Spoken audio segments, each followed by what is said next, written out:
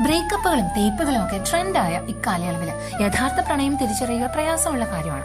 Acid അറ്റാക്സും കൊലപാതകങ്ങളും സാധാരണമായി പോയ ഈ കറുത്ത കാലം ചരിത്രത്തിലെ ആവർത്തനമാണെന്ന് ഓർമ്മപ്പെടുത്തുകയാണ് സെയിന്റ് ക്ലെയർ ഓഫ് എബ്ഡെ. അസീസിയിലെ നമ്മുടെ ക്ലാര പുണ്യവതിയുടെ പേര് മാത്രമേ ഉള്ളൂ കേട്ടോ. ആളൊരു നോബൽ മാൻ ആണ്.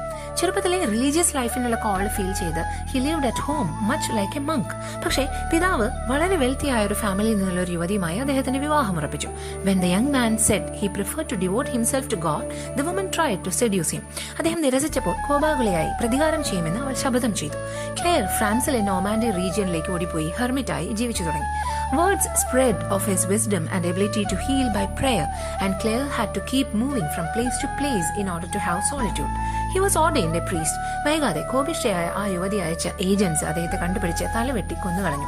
അദ്ദേഹത്തിന്റെ തല നിലത്ത് വീണപ്പോൾ സൗഖ്യദായകമായ ഒരു ഉറവ അവിടെ നിന്ന് പുറപ്പെട്ടുവെന്ന് പറയപ്പെടുന്നു.